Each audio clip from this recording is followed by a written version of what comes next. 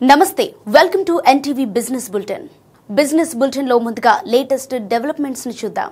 దేశీయ stock market ఇవాళ తేడా కొట్టింది. గత 2 రోజులుగా లాభాలతో ప్రారంభమైన సూచీలు ఈ రోజు నేల చూపులు చూస్తున్నాయి. వారం మధ్యలో అనూహ్యంగా నష్టాల బాట పట్టాయి.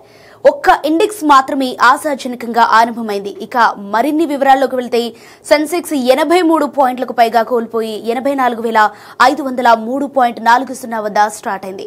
నిఫ్టీ 41 పాయింట్లకు పైగా లాస్ అయి 25,843 పాయింట్లతో మొదలుపెట్టింది.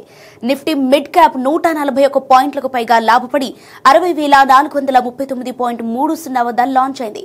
నిఫ్టీ బ్యాంక్ 37 పాయింట్లకు పైగా తగ్గి 58,783.10తో శ్రీకారం చుట్టింది. భారతీ ఎయిర్టెల్ స్టాక్ విలువ డౌన్ అయింది. MCX, Tata investment, Kaynes tech, CE info metal షేర్లు లాభాల్లో దూసుకుపోతున్నాయి. ఇక రూపాయి విలువ 3 పైసలు పడిపోయింది. నిన్న మంగళవారం 89.22 వద్ద క్లోజ్ అవగా నేడు బుధవారం 89.25 వద్ద ఉంది. ఏపీలో ఇటీవలే సిఐఐ భాగస్వామ్య సదస్సు జరిగింది. లక్షల కోట్ల పెట్టుబడులకు ఒప్పందాలు కుదిరాయి. ఈ నేపథ్యంలో బిజినెస్ ఎక్స్పోను సక్సెస్ఫుల్ గా నిర్వహించేందుకు ఏర్పాట్లు జరుగుతున్నాయి. ఈ వివరాలను రాష్ట్ర సమాచార, పౌర సంబంధాలు, గృహ నిర్మాణ శాఖ మంత్రి కొలుసు పార్థసారథి వెల్లడించారు. అవేంటో ఇప్పుడు చూద్దాం. డిసెంబర్ 12, 13, 14 తేదీల్లో AP chambers of commerce and industry federation ఆధ్వర్యంలో బిజినెస్ ఎక్స్పో నిర్వహణకు రంగం సిద్దమవుతోంది. విజయవాడలోని ఎస్ఎస్ కన్వెన్షన్ లో జరగనున్న ఈ కార్యక్రమం బ్రోచర్ను, ఏవీ లోగోను మంగళవారం లాంఛనంగా విడుదల చేశారు. ముఖ్య అతిథిగా హాజరైన మంత్రి కొలుసు పార్థసారథి మాట్లాడుతూ రాష్ట్రంలో పెట్టుబడులు పెట్టే పారిశ్రామికవేత్తల్ని ప్రోత్సహించేందుకు ప్రభుత్వం సానుకూలతతో ముందుకు వెళుతోందని చెప్పారు. అనేక రాయితీలతో కొత్త పారిశ్రామిక పాలసీలను అమల్లోకి తీసుకొచ్చాం. నూజివీడు లాంటి అభివృద్ధి చెందుతున్న పట్టణాల్లో పరిశ్రమల స్థాపనకు అనేక సానుకూల అంశాలు, మౌలిక వసతులు ఉన్నాయి. గతేడాది బిజినెస్ ఎక్స్పో కన్నా ఈసారి మెరుగ్గా నిర్వహించనున్నాం. దీని ద్వారా కొత్త ఉత్పత్తులను ఆవిష్కరిస్తాం. వీటిలో టూరిజం, ఫుడ్ ప్రాసెసింగ్, హాస్పిటాలజీ వంటి రంగాలుంటాయి. సెమినార్ల నిర్వహణ ప్రత్యేక ఆకర్షణగా నిలుస్తుంది. రాష్ట్ర వ్యాప్తంగా ఉన్న అనేక రకాల ఉత్పత్తుల్ని ప్రమోట్ చేస్తాం. ఆప్కో అనే సంక్షిప్త నామంతో పేరొందిన ఆంధ్రప్రదేశ్ రాష్ట్ర చేనేత పారిశ్రామికుల సహకార సంఘం ప్రజలకు మరోసారి శుభవార్త చెప్పింది. తమ షోరూంల ద్వారా 40% డిస్కౌంట్ కు చేనేత వస్త్రాలను విక్రయించనున్నట్లు ప్రకటించింది. ఈ ఆఫర్ ను సంక్రాంతి వరకు పొడిగిస్తున్నట్లు వెల్లడించారు. ఇక మిగతా వివరాల్లోకి వెళ్తే వినియోగదారుల నుంచి వస్తున్న ఆదరణను దృష్టిలో పెట్టుకుని ఈ నిర్ణయం తీసుకుంటున్నట్లు ఏపీ చేనేత, జౌళి శాఖల మంత్రి ఎస్ సవిత తెలిపారు.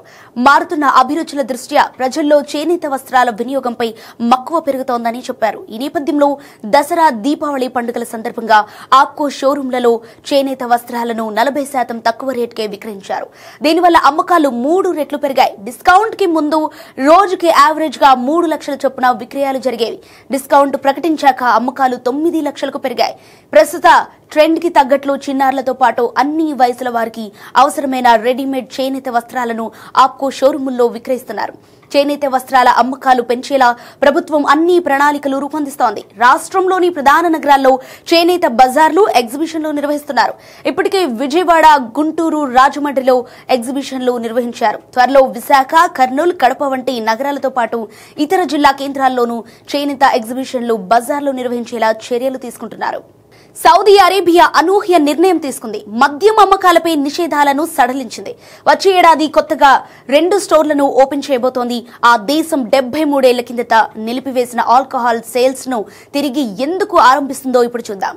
సామాజిక సరళీకరణ దిశగా సౌదీ అరేబియా ముందడుగు వేసింది.